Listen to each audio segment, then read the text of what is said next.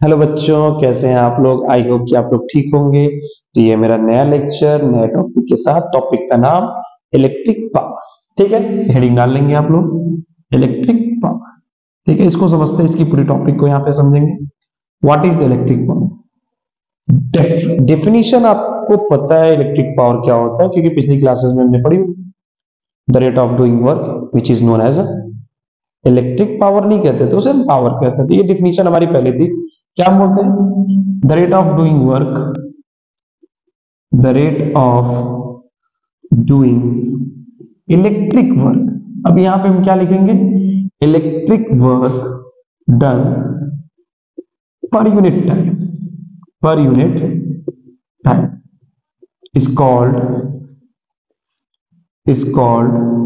Electric power. उसे हम कहते हैं इलेक्ट्रिक पावर। तो आई होप की डिफिनेशन आपको समझ में आ गई। Above the definition मतलब डिफिनेशन से, फ्रॉम द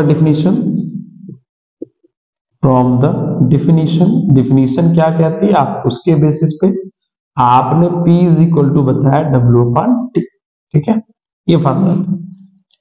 ठीक है, W क्या है? Electric work done, electric work done. और T क्या है? टाइम टेकन, टाइम टेकन, जो जितना टाइम लगा होगा। Electric work done by an electric current. ये भी पॉइंट में नोट कर देता हूं भाई। इसमें जो करंट की वजह से जो वर्क डन हम कर रहे हैं करंट के लिए, ठीक है, तो उसमें जो टाइम टेकन हम ले रहे हैं उसे हम लोग क्या कहते हैं? पावर कहते हैं। वी नो दैट, हम जानते हैं। बताओ, जब किसी चार्ज को एक पॉइंट से दूसरे पॉइंट पे लेके जाते थे तो कुछ वर्क डन करते थे। ठीक है, जो वर्क डन हम करते थे वो किसके फॉर्म में? पोटेंशियल के फॉर्म में। जितना ज्यादा रिपल हो रहा था उतना ही ज्यादा हम पोटेंशियल लगा रहे थे, ये सामने उसके पास लाने के लिए, तो वही तो पोटेंशियल था। तो बताओ, we know that V is equal to क्या होता था? बताओ, W/Q। तो यहां से एग्जैक्टली मैं W तो निकाल सकता हूं ना, V इंटू क्या हो जाएगा? Q। इसे इक्वेशन क्या मान लेंगे हम? फर्स्ट मान लेंगे। ठीक, अब वैल्यू ऑफ W पुट कर देंगे। Value of W put in equation first. जब फर्स्ट में आप पुट करोगे तो एग्जैक्टली क्या हो जाएगा? बताओ, P is equal to W कह रहा हूं, V इंटू Q/T क्या हो जाएगा? T। Q/T किसकी वैल्यू बताओ? I use I is equal to Q/T। पिछली क्लासेस में हमने पढ़ा है करंट के बारे में। तो अब मैं क्या लिख सकता हूं? P is equal to V into I। P is equal to V into I। अभी देखो, एक तो डिफिनेशन ये हो गई, एक यहां पे भी हम इसको डिफाइन कर सकते हैं। कैसे डिफाइन करेंगे हम? क्या बोलेंगे इसको? द प्रोडक्ट ऑफ, क्योंकि मल्टीपल है तो मल्टीपल को हम लोग रिप्रेजेंट करते हैं किससे? प्रोडक्ट से। Product of potential difference across circuit and current flow through the circuit. ठीक है, थ्रू द सर्किट। तो आई होप कि ये डिफिनेशन आपको समझ में आ गई। अब मैं बात थोड़ा सा करूंगा ओम्स लॉ की। इसकी बात करूंगा Ohm's law. According to Ohm's law, हम जैसा जानते हैं, अकॉर्डिंग टू ओम्स लॉ। ठीक है, इसे इक्वेशन सेकंड मान लेंगे। यहां पे मैं लिख सकता हूं अकॉर्डिंग टू ओम्स लॉ क्या है? V into R. या फिर मैं क्या लिख सकता हूं? I is equal to R को अगर मैं ट्रांसफर कर दिया V/R। ठीक है, तो अब दो फार्मूले हम और निकालेंगे यहां पे। ठीक है, ये चीज ध्यान देना, दो फार्मूले हम लोग और देखेंगे। पहला कि power, formula of power in term of electric current and resistance. Electric current मतलब I और R के प्रेजेंस में। अब बताओ, उसके लिए हम क्या कर सकते हैं? बताओ, V is equal to I into R. ये वाली वैल्यू हम यहाँ पे इक्वेशन फर्स्ट में पुट कर देंगे। तो मैं लिखूंगा value of V put in equation second. क्या हो जाएगा बताओ? P is equal to V के जगह पे I इंटू आर पुट कर दिया मैं, तो बताओ I into R into I। I से आई मल्टीप्लाई क्या हो जाएगा, आई स्क्वायर इंटू आर। ध्यान देने वाली बात ये है, पहले नोट कर लेता हूं, ठीक है। इक्वेशन सेकंड के लिए भाई power in term of potential मतलब V एंड रेजिस्टेंस R। अब इसके लिए I की वैल्यू हम पुट करेंगे सेकंड में, तो value of I put in equation second, put कर दो। P is equal to I की जगह पे पुट करना V अपन R, तो V multiply V upon R, V से V multiply V square upon R, ठीक है। अब इन पे न्यूमेरिकल्स बहुत अच्छे आते हैं, इस पे न्यूमेरिकल्स पूछता भी है, काफी अच्छे क्वेश्चन पूछता है। तो पहले तो ये होता है कि अगर आपके क्वेश्चन में करंट दिया हो और रेजिस्टेंस दिया हो तो ये फॉर्मूला यूज करेंगे, और अगर आपके क्वेश्चन में क्या दिया, पोटेंशियल दिया और रेजिस्टेंस दिया हो तो आप ये फॉर्मूला यूज करेंगे, कैपिटल V रहेगा, ठीक है। लेकिन कभी कभी हमें दे देता है सर्किट, अगर जब आपको दे दे सर्किट, तब सर्किट अगर देगा तो हम क्या करें, हम ये वाला फार्मूला यूज करेंगे या ये वाला फार्मूला यूज करेंगे, क्योंकि उसमें वोल्टेज भी दिया रहता है, करंट भी दिया रहता है। तो ध्यान देना, जब सर्किट में सीरीज कॉम्बिनेशन दिया हो, कौन सा सीरीज कॉम्बिनेशन दिया हो, तब हम ये वाला फार्मूला यूज करेंगे, कौन सा, P is equal to I square into R1। ऐसा क्यों, क्योंकि यहां पे जो आपकी करंट होती है वो क्या होती है, कांस्टेंट।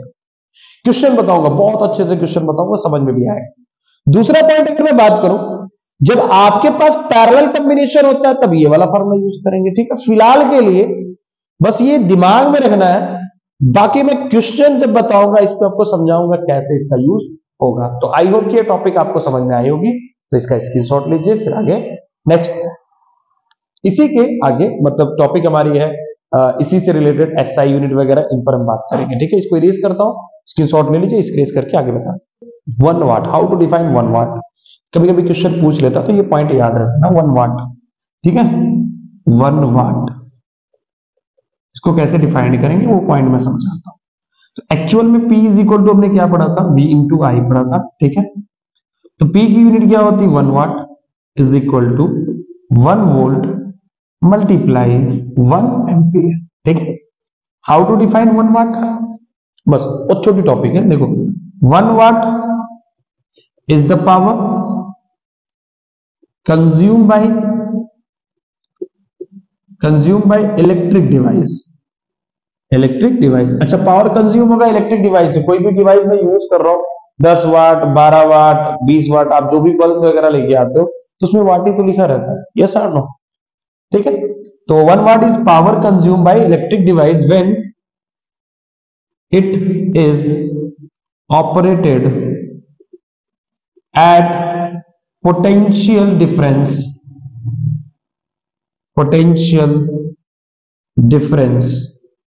1 volt to carry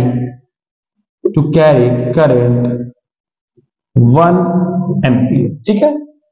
तो हमने ये कहा कि भाई कोई भी अप्लायंस होते हैं उनके एक पर्टिकुलर वाट्स होती है, ठीक है।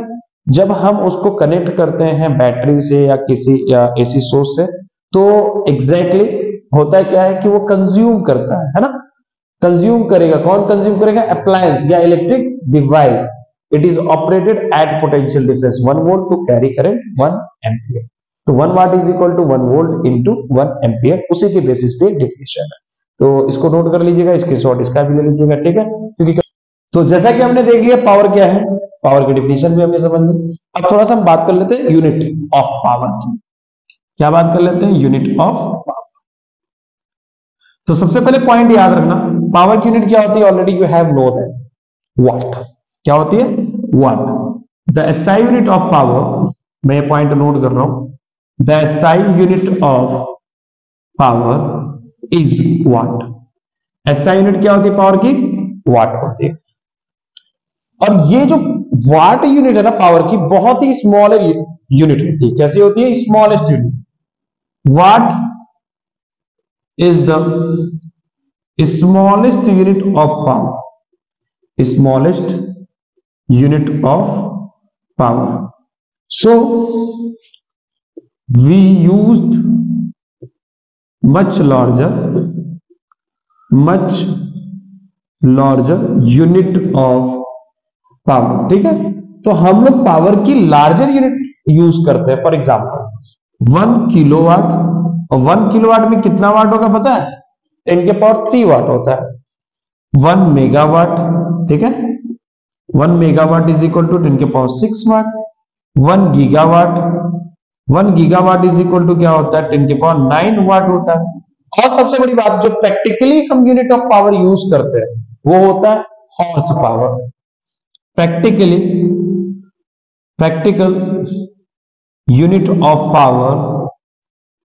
Power is horse power. ये इलेक्ट्रिक मोटर वगैरह में हम लोग यही यूज करते हैं। कितना, आपने जब भी मोटर लेने गए होंगे तो आप लोग बोलते हैं ना कितने हॉर्स पावर का है, तो यही वाला हम यूज करते हैं, ठीक है। अब 1 horsepower is equal to होता है, ये 1 नंबर का क्वेश्चन पूछ लेता है, 746 वाट होता है। आई होप कि आपको पावर की डिफिनेशन समझ में आएगी, पावर का फार्मूला समझ में आया होगा, और पावर की यूनिट भी समझ में आ गई होगी। इस पे क्वेश्चंस अच्छे आते हैं, न्यूमेरिकल्स खासकर भी आते हैं, इसको नोट कर लीजिएगा। आगे नेक्स्ट लेक्चर हमारा नेक्स्ट टॉपिक है।